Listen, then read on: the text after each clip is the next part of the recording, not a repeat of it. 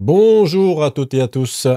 Eh bien, aujourd'hui, nous allons parler de pourquoi votre vitre ou l'intérieur de votre poêle noircit. Alors, suite à ce problème, ça veut dire qu'il y a un souci. Soit votre poêle il commence à être bouché, soit il y a un problème avec la sortie des fumées, soit il y a un problème avec l'arrivée d'air. Donc forcément, si l'arrivée d'air est bouchée, bah, le poêle est appauvri. Donc forcément, bah, à place d'évacuer, bah, forcément, ça reste à l'intérieur du foyer. Tout comme s'il est bouché, il n'y a pas d'évacuation des fumées.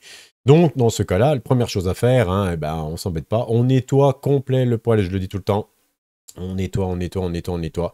Il y a beaucoup qui résolvent leurs problèmes en nettoyant leur poêle à fond, pas ce que vous faites vous, mais il faut aller plus loin. Les parties qu'on ne voit pas, on n'hésite pas à démonter. Il faut démonter. De toute façon, si vous voulez que votre poêle il marche bien, il faut le démonter. Et en plus, vous allez gagner en chaleur, en consommation, enfin en tout.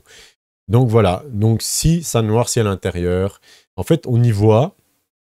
Quand vous ouvrez votre porte et puis vous voyez que la vitre est toute noire, vous passez votre doigt juste comme ça. Ça fait de la petite poudre toute volatile. Voilà, et bien là, on sait qu'il y a un problème et c'est souvent dû à un poêle bouché. Donc, soit dans les parties fermées où les fumées elles passent, soit c'est bouché dans la partie où il y a le thé, ou la partie, c'est le tuyau qui passe dans le poêle, bien sûr. Et c'est en fait toutes les particules qui montent dans le conduit ou dans la gaine, peu importe. Ces particules retombent, s'accumulent et si on ne le fait pas de temps en temps, forcément, ça peut boucher. Donc, forcément, les fumées, si elles sont réduites de moitié ou voire plus, et ben, ça cause des problèmes. Et en plus, ça va jouer sur la sécurité parce que le poêle risque de monter en température, ça risque de poser d'autres problèmes, au risque de mettre le feu, bien sûr, dans le conduit ou dans la gaine. Donc voilà, on nettoie impérativement le poêle. Après, au-delà, pour moi, il n'y a pas d'autres problèmes, hormis si vous avez des déflecteurs, comme je dis souvent, c'est pour ça que mes vidéos, beaucoup se ressemblent, mais c'est des problèmes qui sont liés à tous ces petits trucs que moi je vous donne, comme le déflecteur par exemple, s'il y en a un qui bouche le foyer, forcément les fumées ne s'extraient pas, elles restent dans le foyer, donc noircies. Donc là, il faut faire attention. Un poêle, il doit marcher comme il faut. Et une flamme doit être bien droite, elle doit bien pousser, elle doit monter. Et non batifoler dans le poêle et faire comme ça. Si elle fait comme ça, forcément, vous allez avoir de la fumée et ça va noircir. Ce qui n'est pas bon du tout en plus, hein, parce que bon, la fumée, pardon, si elle ne peut pas sortir par le conduit, elle va sortir par la porte. Donc, émanation de monoxyde de carbone, c'est pas bon du tout, hein, je vous le déconseille. Donc, à faire très attention, très, très, très attention. Donc, suite à ça, moi, je pense pas qu'il y ait d'autres solutions, hein. C'est souvent dû à un poêle mal nettoyé. Ok, bien sûr, quand on arrive en fin de saison, il a tourné tout l'hiver, ça peut arriver.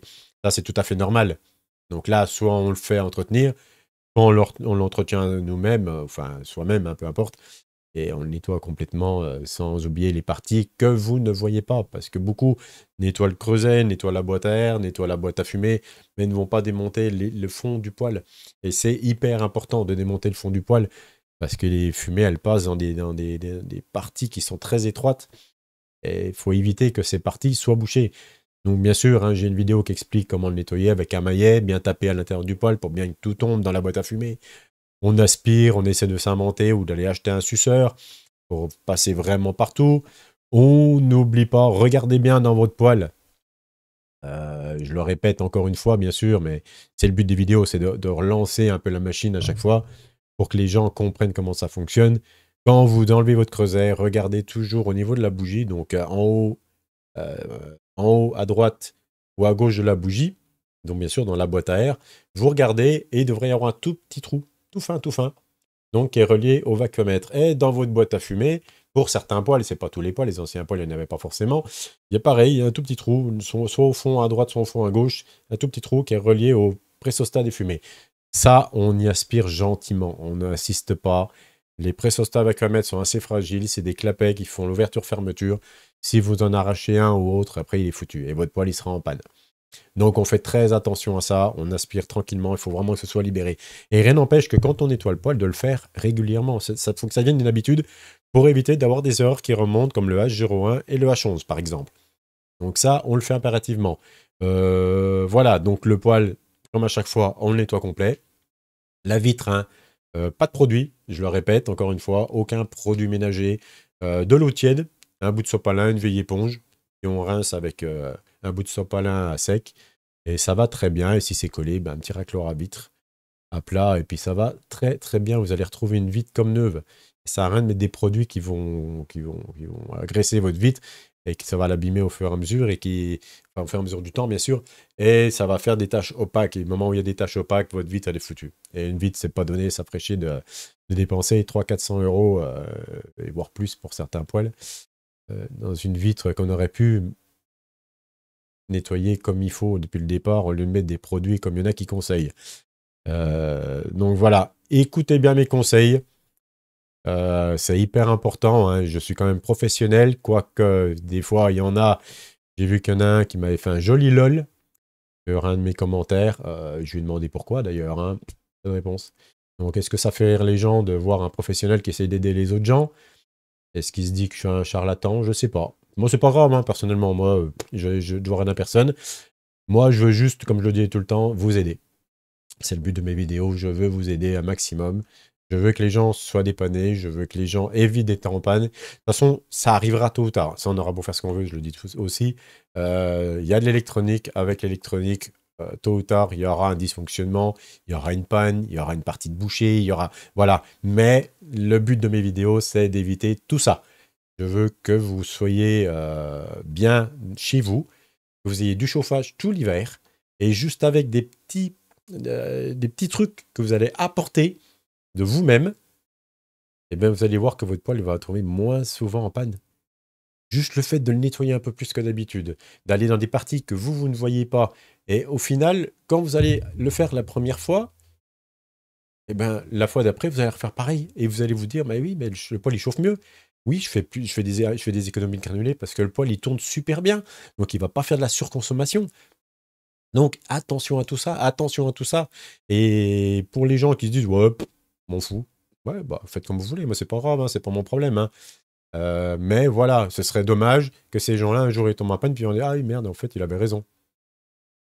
Oui, malheureusement, je suis pas là pour emmerder le monde, je suis pas là pour raconter des conneries. Certes, mes vidéos c'est du concret, c'est du live, enfin c'est de l'enregistrement en direct. Je ne fais pas de répétition. Même si ça en choque quelques-uns, parce qu'il y en a qui ont l'habitude de voir des vidéos bien carrées, bien présentées, machin. Non, ce n'est pas mon but. Moi, je ne veux pas mentir sur ce que je fais. Je ne veux pas vous raconter des conneries. C'est du direct. Même si je bafouille, même si des fois je réfléchis un peu, c'est pas grave, ça fait partie de la vie. Quand on réfléchit un peu, c'est que voilà, on essaye de trouver la suite du problème. Moi, j'essaye des fois de trouver ce que moi j'ai déjà fait chez les clients par rapport à certains problèmes, parce que je me souviens pas de tout, bien sûr, hein.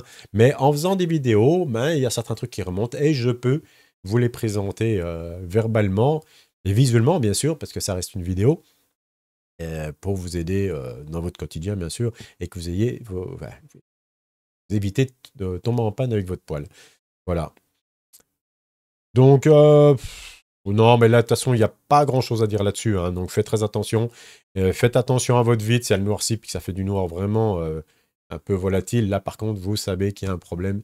Donc, on va éviter de créer un feu dans le conduit ou dans la gaine, même si cela ne risque rien, hein, en règle générale, si bien sûr, je dis que l'installation est aux normes, bien sûr. On va éviter tout ça, hein, n'est-ce pas? Je pense que c'est important dans la vie de tous les jours d'éviter les problèmes. Donc sur ce, moi je pense que je vais vous laisser là, bien sûr. Oh là là, j'ai du mal aujourd'hui. J'ai pas beaucoup dormi, hein, donc je suis un peu fatigué. Et il y a des jours comme ça où je dors pas beaucoup. Donc, je vous souhaite une bonne fin de journée à toutes et à tous. N'hésitez pas, hein, il n'y a pas encore assez de gens qui posent des likes quand ils regardent les vidéos. Il n'y a pas assez de gens qui me laissent des commentaires s'ils arrivent à se dépanner avec mes vidéos. C'est juste pour moi, c'est juste pour information et puis ça m'aide. Voilà. Donc, merci à vous tous. Bonne fin de journée. Merci. Au revoir.